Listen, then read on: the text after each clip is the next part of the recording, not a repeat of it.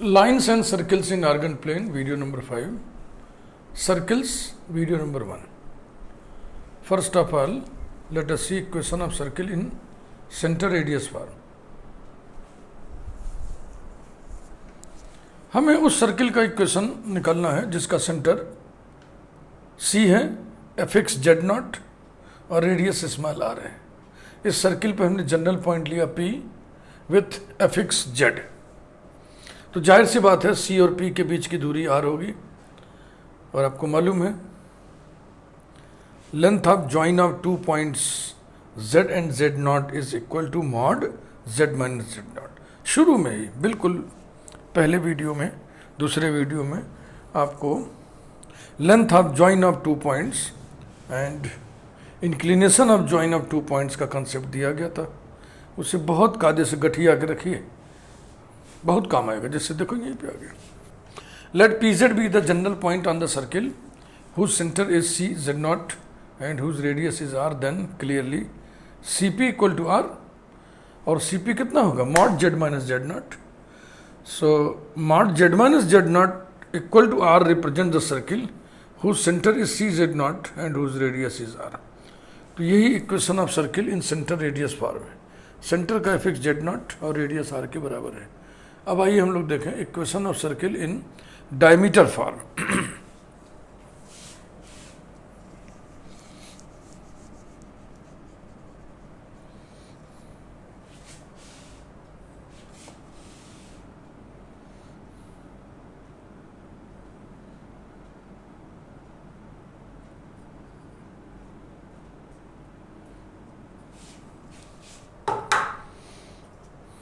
Equation of circle in diameter form. Diameter के दोनों सिरे मालूम है. एक्सट्रीमिटीज ऑफ द डायमीटर हमें मालूम है.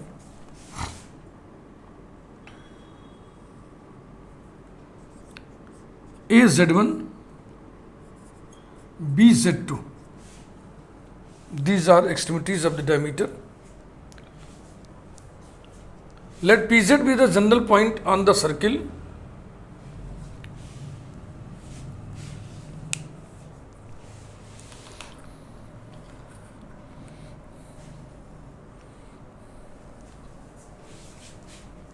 मिटाना पड़ेगा पूरा. हम सोच रहे थे इसी में सेट कर दें.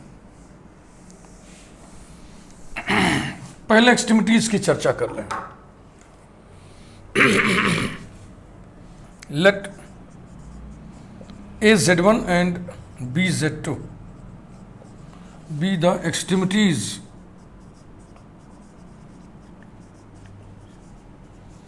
of a diameter.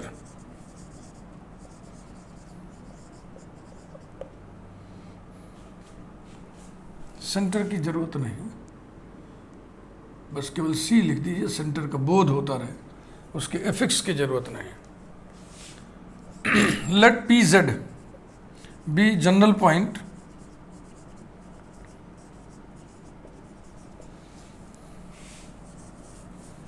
on the circle.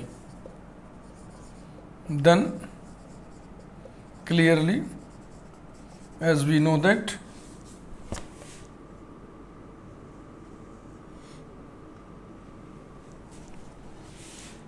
ये सेमी सर्किल का जो एंगल होता है 90 डिग्री होता है, π/2. Angle A P B is equal to π/2. बस अब angle A P B measure करिए.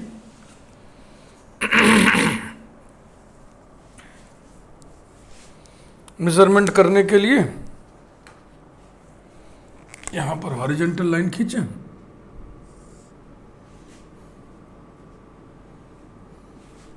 ये एंगल हमें मेजर करना है. तो एक तो ये इंक्लिनेशन हो गया, रिफ्लेक्स एंगल, वृहत कोण, और एक ये हो गया, ये भी रिफ्लेक्स एंगल है. देख रहे ना, हमेशा OX से एंगल मेजर करते हैं. तो ये वाला एंगल मतलब कि हरा वाला, ग्रीन वाला. PB का इंक्लिनेशन माइनस PA का inclination.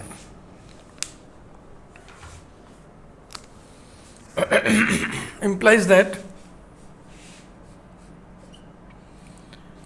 inclination of PB minus inclination of PA equals to pi by 2 implies that, as you know, that argument Z2 minus Z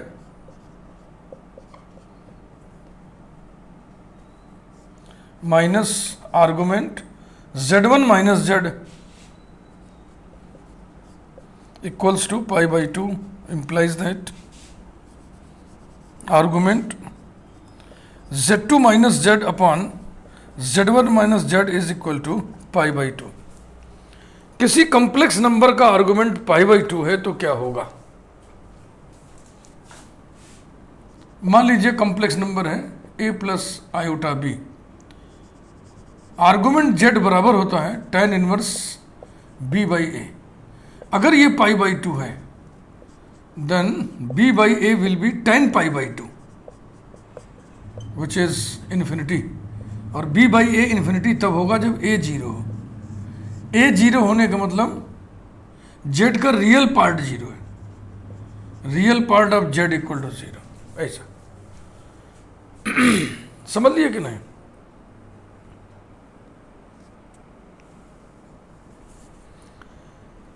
यानी प्योरली इमेजिनरी है.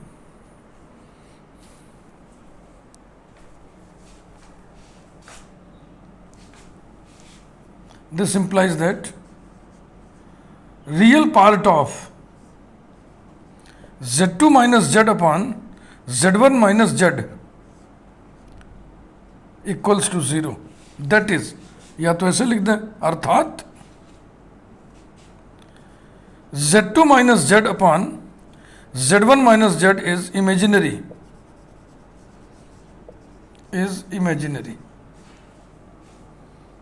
Purely imaginary. Non zero imaginary को purely imaginary कहते हैं. Purely imaginary यानी ए 0 इसमें रखोगे तो Z कैसा हो जाएगा? जेड आई बी जैसा हो जाएगा. और आई बी जैसी संख्या को हम इमेजिनरी संख्या कहते हैं. इसकी खूबी क्या है कि जेड बार बराबर होता है माइनस आई बी बराबर होता है माइनस जेड. अगर कोई नंबर प्योरली इमेजिनरी हो तो उसका कॉन्जुगेट उसके निगेटिव के बराबर होता है. This implies that Z2 minus Z upon Z1 minus Z का कॉन्जुगेट इसी के निगेटिव के बराबर होगा. Z2 माइनस Z अपान Z1 माइनस Z. बस अब कॉन्जुगेट का अलजेब्रा लगाइए, क्रॉस मल्टीप्लिकेशन करिए, इसको जितना भी आप सजा सकते हैं बढ़िया से लिख सकते हैं, लिख दीजिए, वही इक्वेशन हो गया.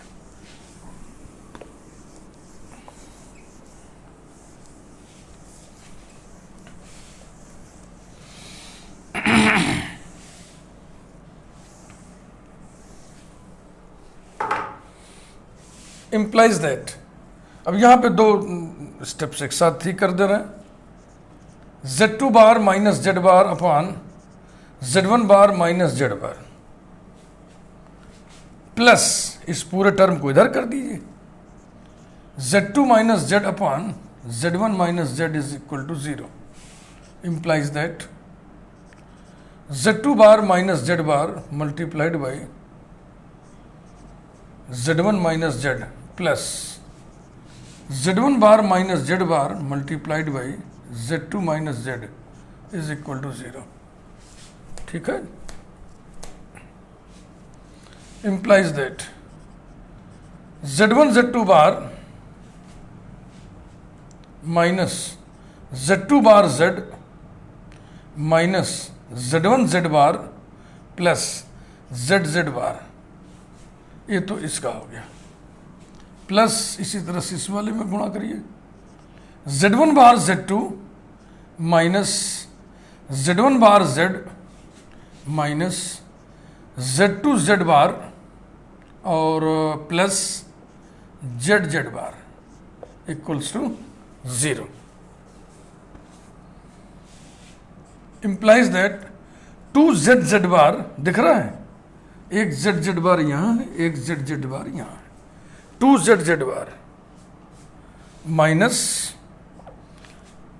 Z1 plus Z2 multiplied by Z bar, Z बार के टर्म एक ये है माइनस Z1 Z बार और एक ये माइनस Z2 Z बार।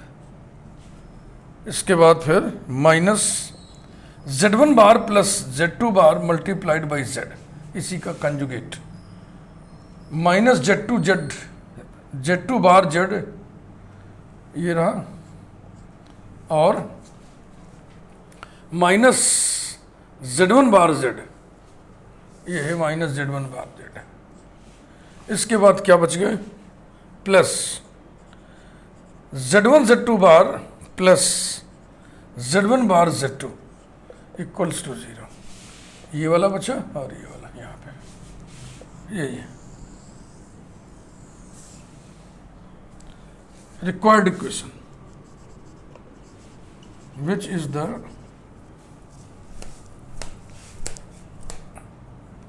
required equation.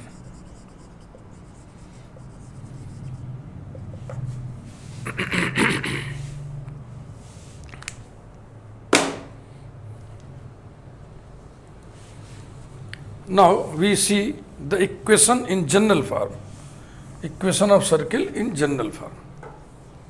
तो सेंटर रेडियस फॉर्म वाले की मदद से हम इक्वेशन को जनरलाइज करते हैं और equation of circle in general form प्राप्त करते हैं।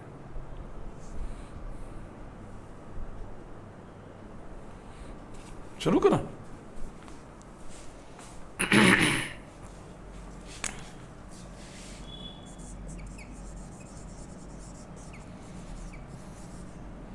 Equation of circle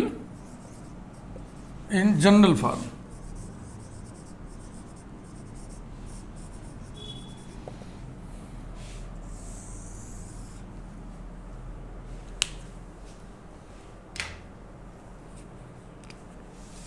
Let Z not equal to minus capital B upon capital A, bracket में capital A belongs to capital R, be the centre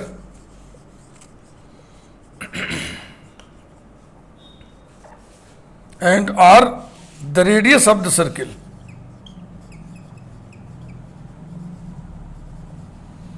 Radius of the circle. Then the equation of the circle is, then the equation of the circle is mod Z minus Z naught equal to R, implies that mod Z minus Z naught को हमने मान लिया minus B by A, जिसमें A real number है, तो ये plus हो जाएगा, capital B by A equals to R, implies that mod से मुक्ति पाने के लिए स्क्वायर कर दिया हमने, Z plus capital B by capital A whole square equal to R square, implies that किसी भी कम्प्लेक्स नंबर के मॉडुलस का square complex number into its conjugate होता है। तो ये हो गया Z plus B by A into Z plus B by A whole conjugate equal to R square, implies that Z plus capital B by A into Z bar plus B bar by A पर conjugate का असर नहीं पड़ेगा क्योंकि A real number है, equal to R square, implies that multiply कर दो दोनों ब्रैकेट का, Z bar plus B bar by A into Z plus B by A into Z bar plus B bar by A square minus R square equals to 0। ध्यान से देख लें फिर आगे लिखें।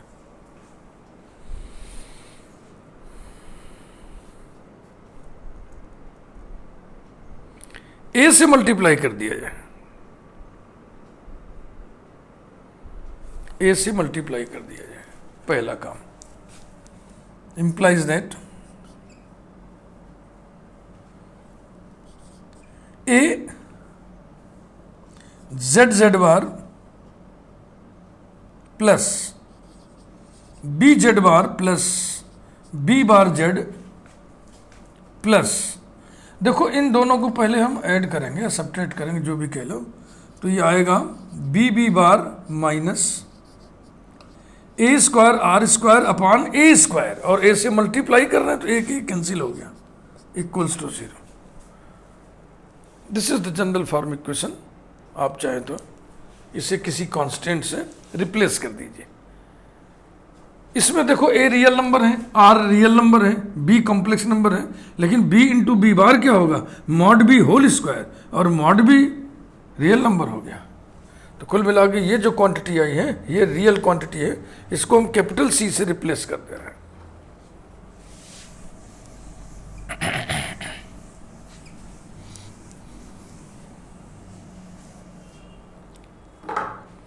implies that a z z bar plus b z bar plus b bar z plus capital C equal to 0, where capital C equal to b b bar minus a square r square upon capital A. हो गया। अब हम conclusion जैसा sentence लिख रहे हैं। दस A Z Z bar plus B Z bar plus B bar Z plus capital C equal to 0, bracket में कैपिटल ए पहले से ही रियल नंबर था और कैपिटल सी भी रियल नंबर, मैंने अभी आपको समझाया। तो ए और सी दो के दोनों रियल नंबर्स हैं। Is the equation of circle in general form,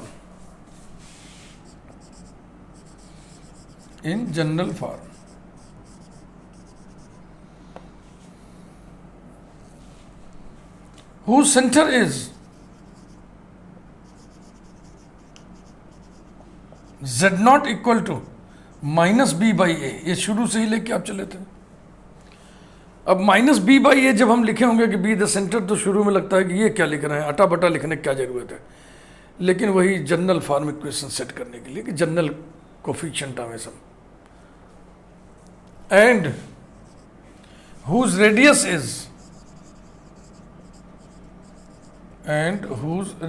is small r equal to, अब वो रेडियस यहां से निकलेगा, कैसे निकलेगा देखो, B B bar minus A square R square equal to A सी।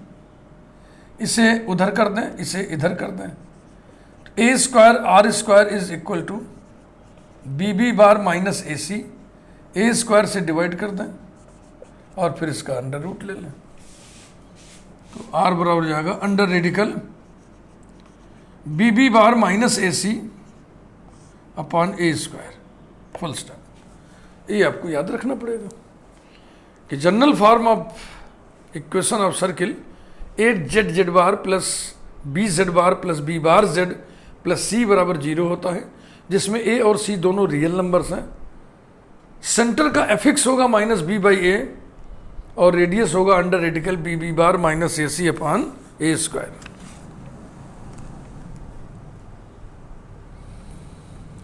अब हम लोग पढ़ेंगे condition of orthogonality of two circles. यानी दो सर्किल्स एक दूसरे को ऑर्थोगोनली कट किन शर्तों पे करेंगे या किस शर्त पे करेंगे।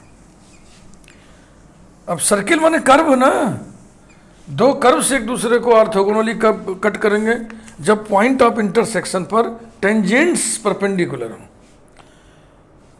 तो हम अब दो सर्किल चाहिए, तो दो सर्किल कैसे बनाएं, तो हम ऐसे फ्री हैंड खींच दे रहे हैं फिगर, आप लोग बढ़िया से बनाइएगा।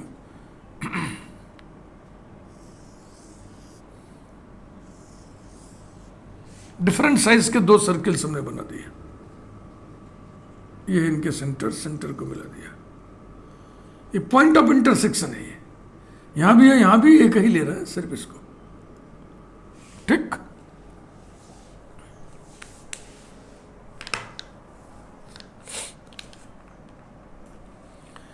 सी Z not, C dash Z not dash, centre मान लीजिए सी जेड नॉट और ये सेंटर है C dash Z not dash.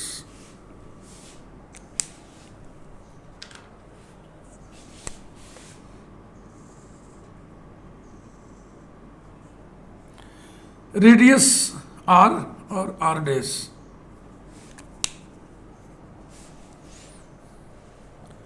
एक कॉमन पॉइंट है पी, ये परपेंडिकुलर होगा। क्यों होगा मैं अभी आपको समझा देता हूं।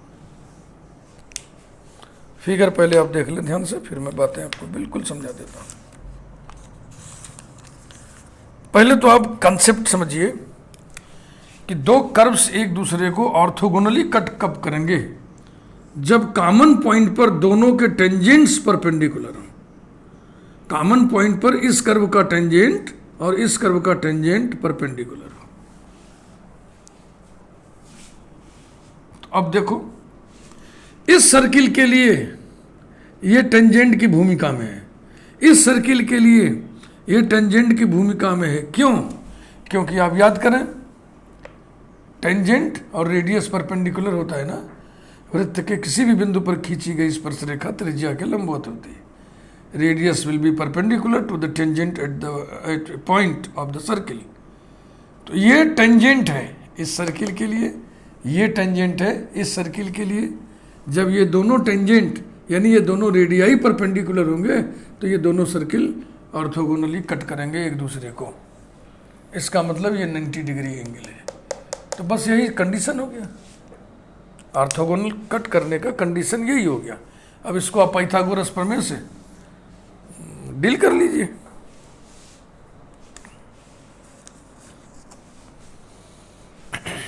अरे हेडिंग तो डाला ही हमने, orthogonality of two circles.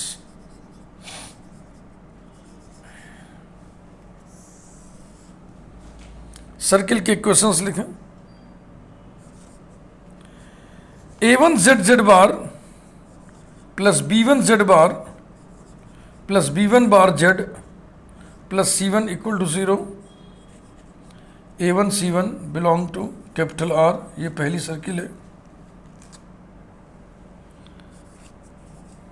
A2 z bar plus B2 z bar plus B2 bar z plus C2 equal to 0। A2 और C2 रियल नंबर्स हैं। Number 2, let Z0 and Z0 dash be the centers,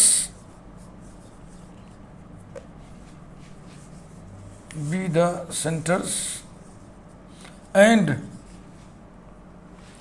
R dash the radii of these circles respectively।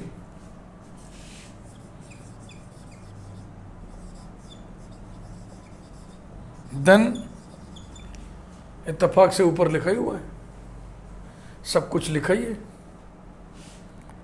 Z0 बराबर क्या होगा?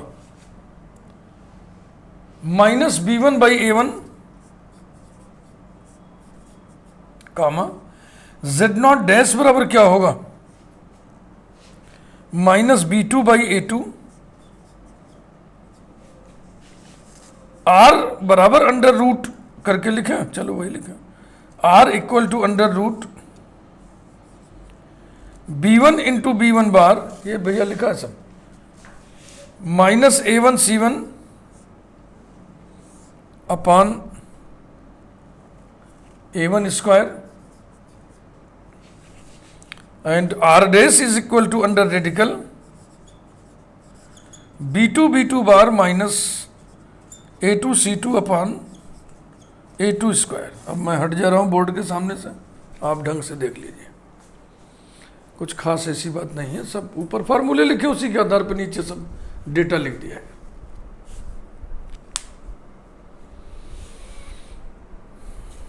Condition of orthogonality is angle C P C dash equal to pi by 2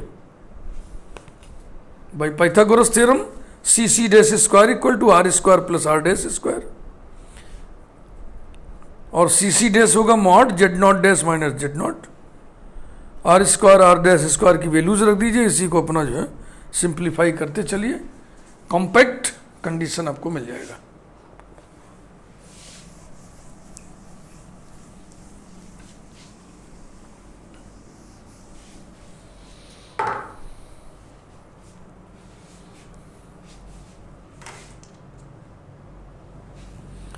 The condition of orthogonality is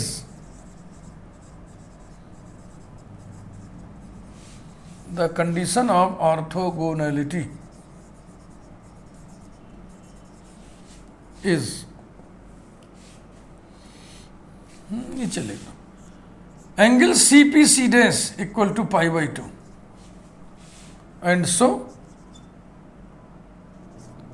C C dash square equal to R square plus R dash square by Pythagoras theorem implies that C C dash बराबर होगा mod Z not dash minus Z not, okay, और whole square equal to R square plus R dash square.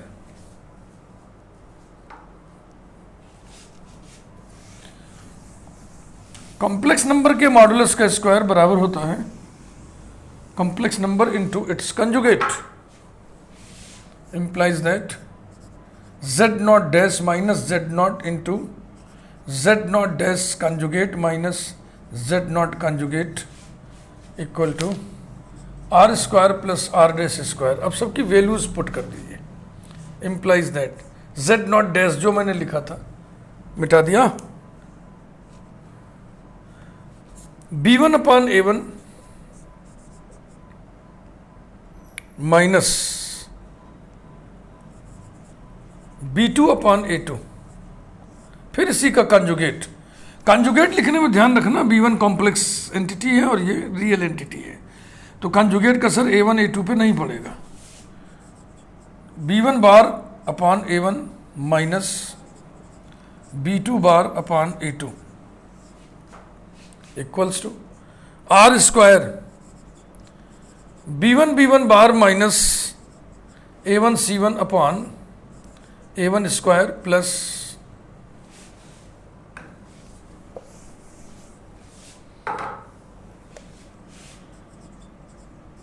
b2 conjugate minus a2 c2 upon a2 square. बिल्कुल simplify करते चले बिना डरे, implies that इसमें LCM आ जाएगा a1 a2 और इधर हो गया a2 b1 minus a1 b2 into इधर भी a1 a2, a2 b1 bar minus a1 b2 बार, ठीक, equals to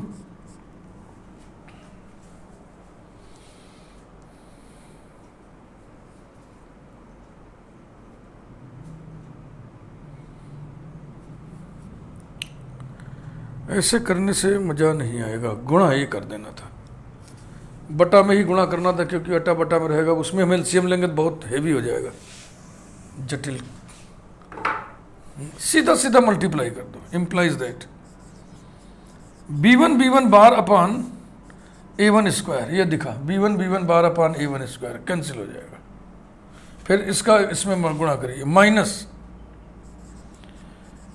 b1 b2 bar upon a1 a2, ये बचेगा, फिर ये वाला minus b1 bar b2 upon a1 a2 और plus b2 bar upon a2 square is equal to b1 bar upon a1 square minus c1 upon a1, this upon this करिएगा तो एक a1 cancel हो जाएगा, इसी प्रकार से प्लस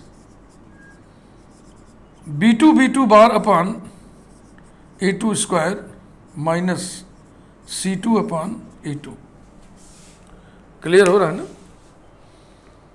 अब दो दो टर्म कैंसिल हो जाएंगे, left hand side right hand side. b1 बार अपान a1 स्क्वायर और b2 बार अपान a2 स्क्वायर, ये कैंसिल हो गया। अब मिक्सिंग करेंगे हम।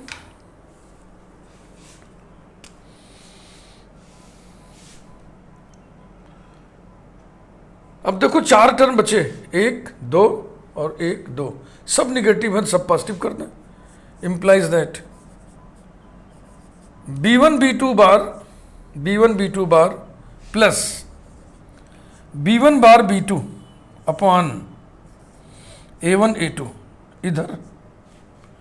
इधर क्रॉस मल्टीप्लाई करिए, a1 c2 plus a2 c1 upon a1 a2। अब ये डिनोमिनेटर बैलेंस हो गया और हमारे सामने कंडीशन आ गया, बहुत ही रिफाइंड फॉर्म है।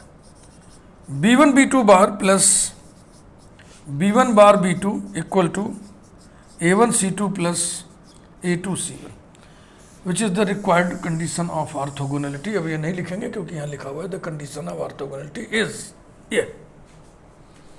इसे आपको याद रखना पड़ेगा, ये फार्मूला है।